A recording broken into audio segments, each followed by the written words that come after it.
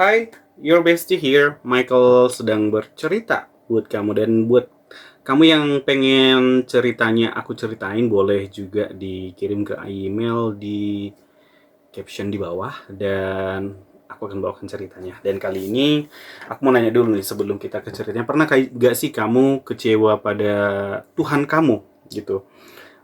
Biasanya kan ada kalanya kita kayak berharap berdoa dan seolah-olah dikasih jalan, tapi ternyata nggak jadi, dan itulah yang terjadi padaku.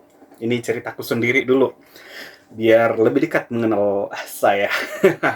Jadi sekitar tahun 2019 dulu, saya pernah keluar dari pekerjaan saya sebagai guru, dan memilih untuk mencoba jalur CPNS dulu, guru di Kalimantan. Singkat cerita, perjalanan saya ke sana puji Tuhan kayak diberkati banget, karena banyak mungkin uang yang habis sebagai ongkos transportasi maksud saya, terus dan segala-galanya lah untuk membeli pakaian, ongkos pesawat 2 kali gitu. Puji Tuhan kayak disediakan Tuhan aja gitu, nggak harus dari saya atau dari orang tua gitu, ada aja yang menjadi sumber rezeki untuk membayar itu semua. Dan singkat cerita dulu nilai saya termasuk tinggi banget di atas passing grade, tinggi banget gitu. Cuman ternyata kan kita nunggu sampai 3 bulan tuh untuk mendapat 3 bulan gak sih? 3 bulan atau iya, kayaknya berbulan-bulan, lebih dari sebulan pokoknya untuk menunggu pengumuman, dan ternyata saya nomor 5 gitu. Padahal yang dibutuhkan satu dan yang naik kan harus 3 gitu. Jadi saya nomor 5 memang nggak lulus. Itu kayak sakit banget gitu. Begitu juga waktu tes ke BUMN dulu, begitu juga ceritanya. Jadi kayak kok gini-gini aja perjalanannya ya gitu. Jadi waktu itu karena sudah kayak berharap di awal kan kayaknya perjalanan lancar nih, pasti menang nih, pasti menang, nggak. Ujung-ujungnya kecewa pada diri sendiri, pada Tuhan, dan itu tidak boleh pada dasarnya. Itu hal yang salah, kecewa pada Tuhan. Karena saya juga menemukan cerita, teman nanti akan ceritakan di video selanjutnya, ketika kamu kecewa dengan Tuhan, maka si jahat akan lebih gigih lagi, akan menjadi pintu masuk untuk memasuki hidup kamu supaya makin jauh dari Tuhan. Dan dalam kekecewaan itu, saya dulu berdoa gini, Tuhan, aku tahu keinginanku yang satu ini di luar kehendakmu, bahkan di luar kehendakku juga. Tapi karena kau tidak mengabulkan doaku, aku memilih jalan untuk bekerja di sini. Itu waktu itu pekerjaannya kita katakan gratis, bukan gratis maksudnya kita dapatkan cuma-cuma karena ada keluarga yang punya perusahaan. Bukan punya perusahaan, dia kayak SPF-nya gitu. Dan aku memilih bekerja kayak di pedalaman Kalimantan. Lupa, aku masih lewat Barong gitu dari Balikpapan, kayaknya perjalanan hampir 1 hari gitu. Bukan 1 hari 24 jam, berangkat jam 7 nyampe jam 8 malam gitulah waktu itu tempat kerja. Jauh banget kayak di hutan, nggak ada jaringan, nggak ada akses keluar. Ibaratnya kalau kamu melakukan kesalahan mau kabur nggak boleh keluar. Dan di sana saya bekerja, semua saya kerjakan karena memang waktu itu Abang Boru lagi paman saya berharap saya di sana nggak bekerja sebagai bawahan, harus bisa memimpin gitu.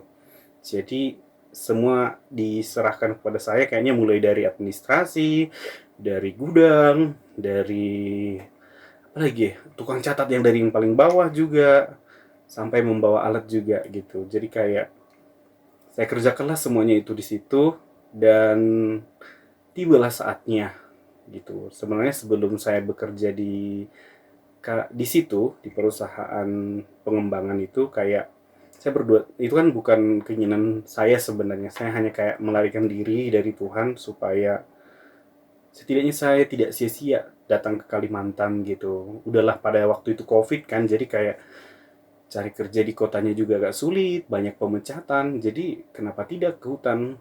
Tapi saya berdoa kayak, Tuhan, kalau saya semakin tersesat di jalan ini, boleh tampar saya gitu.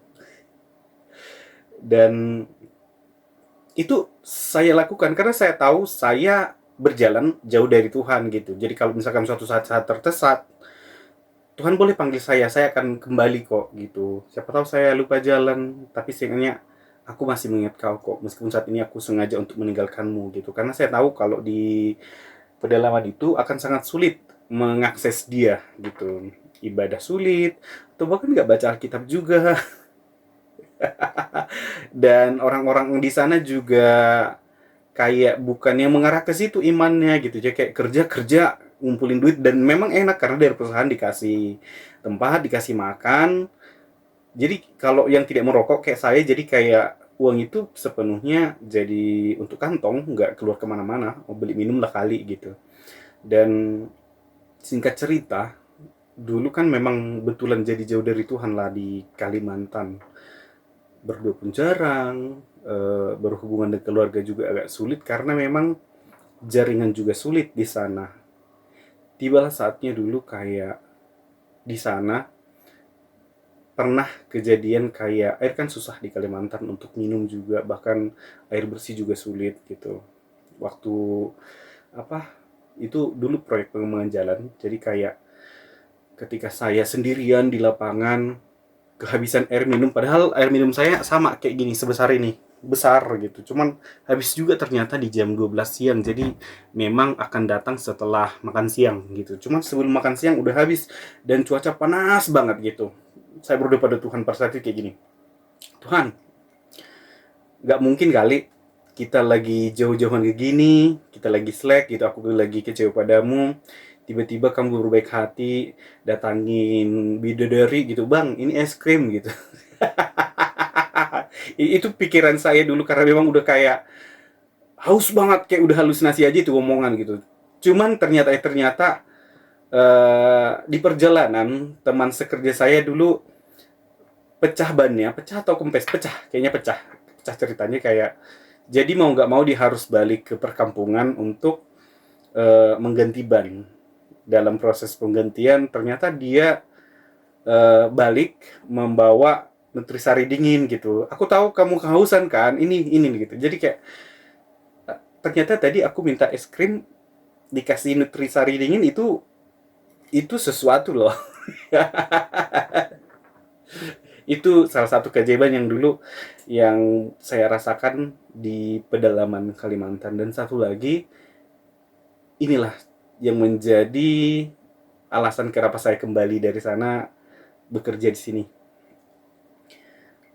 Pernah cerita dulu saya membawa alat berat, bekerja sebagai pembawa alat berat. Sebenarnya masih gambaran belum profesional. Dan saya juga udah dikasih aturan jangan gunakan mode getar di pinggir jurang atau di pinggir jalan, biar biar nanti hanya yang paling kecil aja ke sana gitu. Cuman saya kayak kurang tahu pinggiran yang mana, dan saya merasa kayaknya saya belum ke pinggir. Kebetulan alat yang saya bawa itu kayak roller, itu kayak yang meratakan batu itu roller.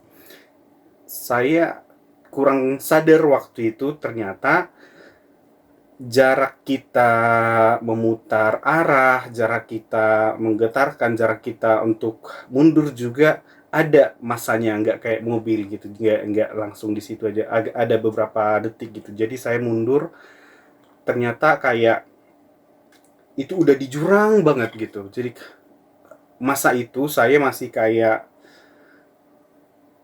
takut enggak, tapi masih berniat menyelamatkan alat itu gitu.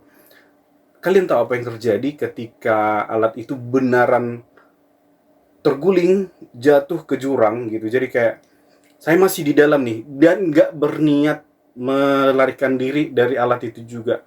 Sampai alat itu udah kayak berdiri begini, saya baru kayak melompat dan alat udah ada miring seperti ini kan. Sambil berputar-putar lah rodanya ini, kayak udah memang seharusnya begini, jatuh kebalik dan saya di bawah gitu. Di situ saya udah berdoa kayak, Tuhan, kepadamu saya serahkan nyawaku gitu. Dan entah kenapa dalam kondisi roda berputar, tiba-tiba rollernya jatuhnya ke samping, minyak jatuh, saya lari ke atas, dan tiba-tiba mesinnya mati gitu. Ketika teman saya periksa, Siapa yang matikan kunci gitu? Nggak tahu, Tuhan Yesus. Di situ saya masih dalam keadaan takut, nggak tahu mau bicara apa. Itu kayak, kalian tahu sebenarnya yang saya sangat takutkan adalah bukan kematian saya. Padahal kalau mati dilindas roller, harusnya kita nggak kelihatan lagi, udah rata dengan tanah kan gitu. Yang saya takutkan bagaimana nanti penanggung jawab saya mengganti kerugian ini, pertanggungjawaban saya mengganti semua peralatan ini gitu. Itu kayak, itu yang saya takutkan. Karena kalau itu jatuh, kerugian bisa MM-an, ibarat kayak Medan itu terjadi gitu, ratusan lah, nggak tahu berapa banyak, tapi betulan kayak ada 4 ton solar harus harus disediakan di pinggir jalan untuk mengirim alat berat lagi untuk mengangkat ini. Terus harga barangnya juga bukan sesuatu yang murah kan, alat berat kayak itu yang saya takutkan dulu gitu. Ya meskipun sebenarnya sesudah malam malam saya tidur dalam kondisi kayaknya SPF saya sangat marah pada saya waktu itu, kayak marah nggak dicakapin.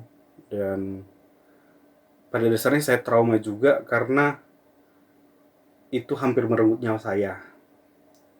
Cuman dalam perjalanan sampai saya bekerja di Sumatera ini juga kayak trauma masih ada setiap melihat alat berat.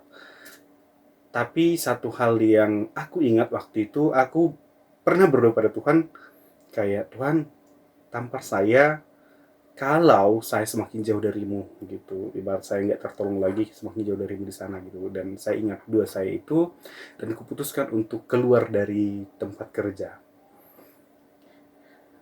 Pada minggu yang sama deh, jarak seminggu. Seminggu setelah semua kejadian itu, saya menyelesaikan administrasi juga segala macam, baru pulang pulang ke Sumatera dalam kondisi waktu itu kayak belum bekerja. Tapi ada kawan sebagai HRD di salah satu sekolah yang kebetulan buka lowongan juga untuk jurusan saya. Bisa saya menjadi training, dan puji Tuhan kayak diterima aja, soalnya ternyata satu satu atap. Bukan jurusan orang dalam, tapi memang kualifikasi saya juga memenuhi waktu itu di Medan. Dan dari semua cerita itu kayak belum sempat cerita ke keluarga, belum cerita, bahkan cerita ini belum pernah cerita ke keluarga saya sendiri, kecuali ke teman-teman sebagai kesaksian kalau Tuhan Yesus pernah menyelamatkan saya gitu. Dan itu menjadi pengingat bagiku kalau sekalipun jauh dari Tuhan, ternyata dia tetap bekerja untuk kita gitu. Satu hal lagi yang perlu kutekankan untuk teman-teman semua yang mendengarkan, apapun agamamu, jangan pernah kecewa pada Tuhanmu. Mungkin saat doa kamu dikabulkan, kamu berbahagia, saat dikabulkan kamu kecewa, jangan. Kalau misalkan doamu tidak dikabulkan, itu berarti Tuhan sedang menjagamu dari satu hal yang tidak kamu tahu gitu. Tapi kalau misalkan Tuhan sudah mengabulkan doamu, bersukacitalah karena doamu dikabulkan dan sesuai dengan tujuannya juga gitu. Ibaratnya kalian sehati. Itu aja yang mau saya sampaikan. Dan buat yang mau cerita, ingat kalau kamu bisa cerita lewat email, atau bisa nanti lewat email kita kasih WhatsApp, bisa nelpon juga, untuk kita jadikan sebuah cerita di sini. Jadi, saya Michael Pasaribu, jangan lupa di subscribe videonya. Bye-bye.